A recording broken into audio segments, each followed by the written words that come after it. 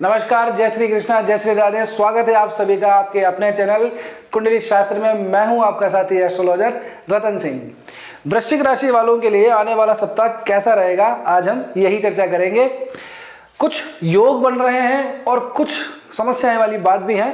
दोनों ही के बारे में हम विस्तार से थोड़ी चर्चा करेंगे। देखिए, एक तो आपकी राशि के ऊपर शुक्र और बुध की ये जो युति है ना, ये कुछ आप लोगों के लिए खास लेकर आई है।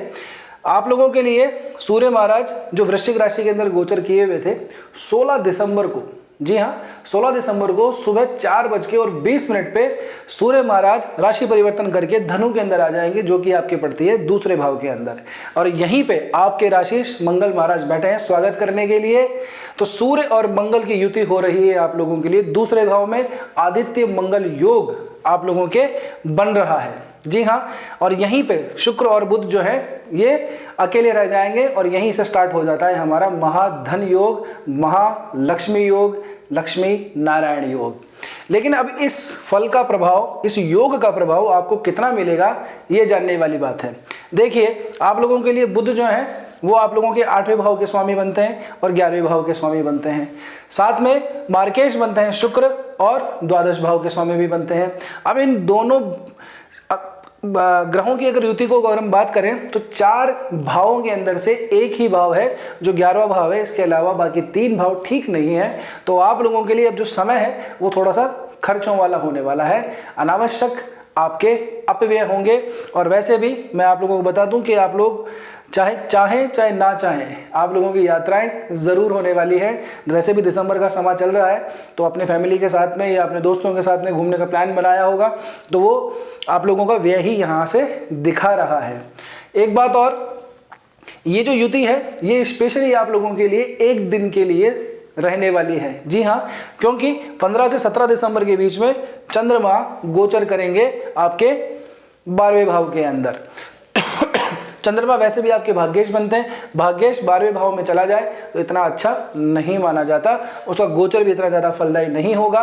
तो आप लोगों को भी दिखा रहा है कि यहाँ से स्थान परिवर्तन आप लोगों का होगा और ये स्थान परिवर्तन यात्राओं से होगा। ये उन लोगों के लिए अच्छी खबर है जो लोग जॉब में ट्रांसफर चाह रहे थे, जी हाँ। 15 से 17 दिसंबर के बीच में आप लोगों का ट्रांसफर ज़रूर हो सकता है। अगर आपने थोड़ी सी अप्रोच वगैरह लगा रखी है, कोई काम अगर आपका ऐसा है कि सीनियर की वजह से रुका हुआ है, कोई फाइल अटकी पड़ी है, तो उसके लिए समय बहुत ज्यादा बढ़िया है। इसके बाद में चंद्रमा आ जाएंगे यहीं पे शुक्र और बुध के साथ में वृश्चिक राशि में। आपको मैं बता दूं कि वृश्चिक राशि में चंद्रमा नीच के हो जाते हैं। तो यहाँ पे 3 शुभ ग्रह तो बैठे हैं, लेकिन इन तीनों की आपस के अंदर स्पेशली चंद्रमा की जो है बुध के साथ में इतनी ट्यूनिंग ठीक नहीं है। थोड़ा कॉम्प्लेक्स रिलेशन है, लेकिन फिर भी इतना ये समय ठीक नहीं रहेगा। तो कुल मिला के बात ये हुई कि 16 दिसंबर को जैसे ही सूर्य यहाँ पे जाएंगे तो उसके बाद में 17 दिसंबर के आसपास चंद्रमा यहाँ पे आ जाएंगे। तो आपके पास में दिन बचा 16 दिसंबर का, और कुछ एक समय 17 दिसंबर का भी ऐड कर लें तो यही होगा जहाँ पे शुक्र और बुध आप लोगों के इंडिविजुअली दोनों साथ में बैठे होंगे। कोई तीसरा ग्रह इनके साथ में नहीं होगा। तो इन 2 दिनों के अंदर आप लोगों को अपने व्ययों पे नियंत्रण रखना है, अपने खर्चों पे नियंत्रण रखना है। अनावश्यक अपनी जेब को ढीली मत कीजिएगा। आप चाहें ना चाहें, लेकिन खर्चे तो आपके होंगे ही। तो जितना बचा लो उतना ही अच्छा है। आगे अब मैं अच्छी बात करूं आप लोगों के लिए, तो सूर्य और मंगल इन दोनों की जो युति है ये एक राजयोग होता है, जी हाँ। राशिश हैं आपके मंगल और आपके दशमेश बनते हैं सूर्य महाराज। तो दशमेश और अपने राशिश की जब युति हो जाए द्वितीय भाव के अंदर तो एक ये राजयोग बनता है। व्यक्ति अपने आप को उत्साही बना देता है। ये ऐसे गुण नेतृत्व के लिए बहुत अच्छे होते हैं, लीडर के लिए बहुत अच्छे होते हैं। ऐसे समय में व्यक्ति बहुत उत्साह के अंदर आता है, जोश के अंदर आता है, उसमें वीरता, साहस ये सब कूट कूट के भरा हुआ रहता है। राजनीतिक बुद्धि भी उसकी प्रखर हो जाती है, कूटनीतिक बुद्धि भी उसकी प्रखर हो जाती है। तो आप लोगों के लिए ये समय बहुत अच्छा रहने वाला है। खास करके अगर आपका कोई काम परिवार के अंदर, कुटुंब के अंदर रुका हुआ है, अगर आप लोगों का कोई काम ऐसा है जो परिवार और कुटुंब की सहमति उसके अंदर आवश्यक है, तब ये योग आप लोगों के लिए विशेषतः लाभदायी सिद्ध होगा।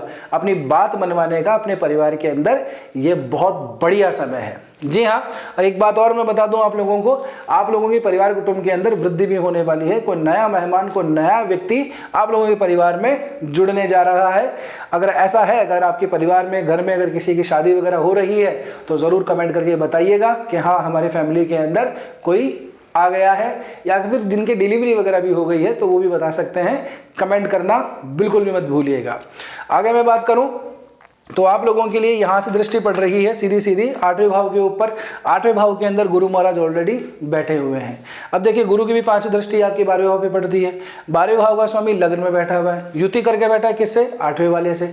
तो इस तरह की जो स्थिति है ये आपको यात्राएं दिखा रही है, खर्चा दिखा रही है, लेकिन एक चीज के लिए मैं आप लोगों को सावधान जरूर करूंगा, क्योंकि 8वें और 12वें भाव की जब युति हो जाती है तब स्थिति थोड़ी सी पेचीदा हो जाती है स्वास्थ्य को लेकर के। जी हाँ, क्योंकि ये मोक्ष का भाव है, ये आयु का भाव है। तो 8वें भाव की जब युति होती है तो कुछ खास अच्छी मानी नहीं जाती, और वैसे भी आपकी राशि के ऊपर ये युति हो रही है।